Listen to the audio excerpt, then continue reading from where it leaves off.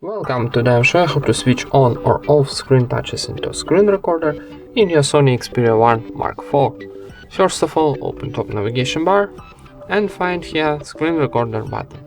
If you don't have this button here, press to pencil, then scroll down, find this button on the bottom block, and now press and hold and drag to top like this to add. And for example, for saving this button, click back. Now we add screen recorder button and press. And before start recording, we got option record audio and show touches on screen. So this position like gray, it's turn off this option, and this like blue, it's activate this option. And that's it. Thank you for watching, leave thumbs ups and subscribe to our channel.